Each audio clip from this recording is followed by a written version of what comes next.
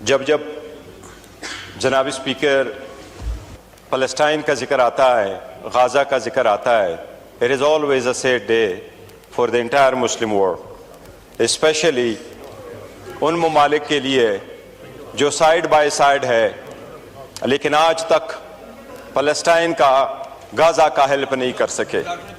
جناب اسپیکر، میں مختصر 2-3 چیزیں گزارش کراؤں گا کہ جنوری میں سیز فائر ہو گیا ہے اور مارچ میں وہ کولیپس کر گیا، لیکن جناب اسپیکر ہمیں ایک چیز دیکھنی ہوگی، فلسطین کی انٹائر پاپولیشن وائپڈ آؤٹ ہو چکا ہے سو فار۔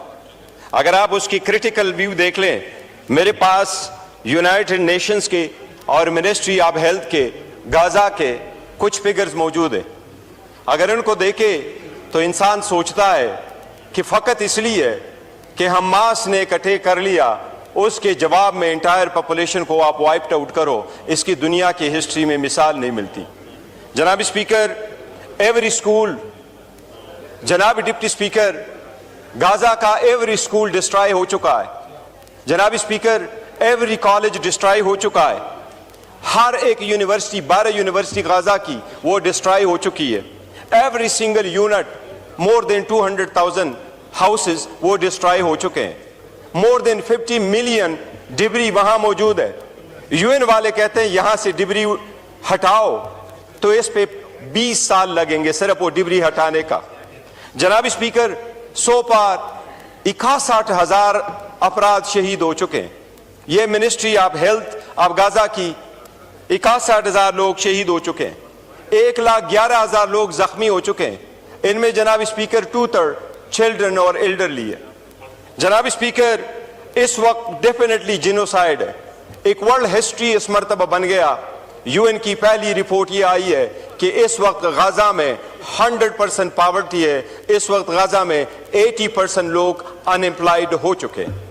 جناب اسپیکر، ایک چیز بڑی افسوس کی بات ہے اور وہ یہ کہ جس وقت سیز فائر ہو گیا ہے، جناب اسپیکر، سیز فائر کے وقت یہ بھی طے ہو گیا تھا کہ کتنے ہاؤسنگ یونٹ باقی جگہوں سے غازہ میں جائیں گے، مسلم دنیا اس کو انفورس نہیں کر سکی۔ یہ بھی طے ہو چکا تھا کہ کتنے کارگو جائیں گے فوڈز کے غازہ میں، لیکن مسلم دنیا دیکھتے رہی۔ اسرائیل تو اپنے ہاسٹیجز کو لے کے چلا گیا، لیکن مسلمان دنیا اپنے بچوں کو وہاں صرف وہ ملک پاؤڈر تک وہاں پہنچا نہیں پائے۔ جناب اسپیکر، مسلمانوں کی ہماری بڑی بدقسمتی ہے، ہمیں اپنے گریبانوں میں جھانکنا ہوگا۔ آج اس ایوان کا حال دیکھ کے ہم ٹوٹے ہوئے پڑے ہوتے ہیں۔ آج ہماری سنسیریٹی کا اور سیریسنس سے یہ حال ہے، یہ ایوان خالی پڑا ہوا ہے۔ لیکن مثال تو لے لے اسرائیل کی، اگر اسرائیل کے خلاف بولتا ہے تو اٹھاؤ ذرا وہ پارلیمنٹیرین جو آسٹریلیا میں اٹھے اور وہ اٹھ کر کے رو پڑتے ہیں۔ وہ نیوزی لینڈ میں اٹھا کے دیکھو، وہ رو پڑتی ہے۔ کینیڈا میں لوگ اٹھے، وہ رو پڑتی ہے۔ ہم کہتے ہیں ہم جنتی ہیں، جنت ہمارا میراث ہے۔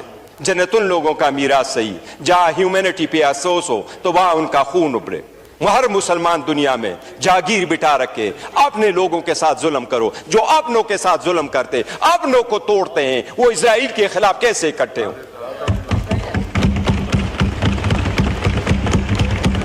جناب اسپیکر، مسلم دنیا ایک کام نہیں کر سکی۔ کل آپ نے دیکھا اور کہا بھی جا رہا ہے کہ ہر جگہ پہ جلسہ جلوس ہو رہا ہے۔ بڑے افسوس کے ساتھ جلوس کی طرف دیکھنا پڑتا ہے۔ پاکستان میں بھی آپ نے جلسے دیکھے، یورانہ کس کے، جناب اسپیکر، کس کے جلسے تھے؟ وہ کسی سیکٹ کے، کسی فرقے کے، کسی پارٹی کے۔ کبھی پاکستان کی کمیونٹی اکٹھی نہیں نکلی۔ اگر نکلا ہے تو پی ٹی آئی نکلی ہے، نکلا ہے تو جے یو آئی نکلی ہے، نکلا ہے تو پی ایم ایل این نکلی ہے، نکلا ہے کوئی تو پیپلز پارٹی نکلی ہے۔ ایک امت بن کے کوئی باہر نہیں نکلا کہ ایک ہی جھنڈا ہو کہ ہم فلسطین کے حق میں اسرائیل کے خلاف کھڑے ہوتے ہیں۔ ڈیوائیڈڈ ہے۔ جناب اسپیکر، یہی وہ ڈویژن ہے جس سے مسلمانوں کا نقصان ہو رہا ہے۔ میں کہہ رہا ہوں یہ وقت ہے یہ ہاؤس بھی ریزولوشن پاس کرے۔ جناب اسپیکر، ہم چاہتے ہیں کہ یو این سے مطالبہ کرے، او آئی سی سے مطالبہ کرے، اور ہم چاہتے ہیں کہ عرب لیگ سے مطالبہ کرے۔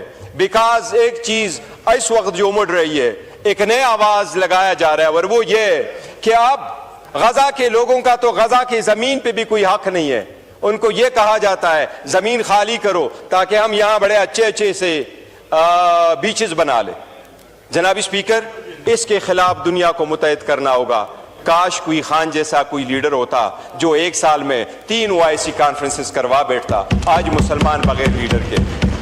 جناب اسپیکر, یہ ہاؤس پرزور مطالبہ کرے انٹرنیشنل کمیونٹی سے اور مسلمانوں سے کہ اپنے بلاک کو مضبوط کر لو. فار گاڈ سیک, باقی چیزیں تو اپنی جگہ, لیکن انسانیت کی خاطر تو اکٹھے ہو جاؤ. Thank you G.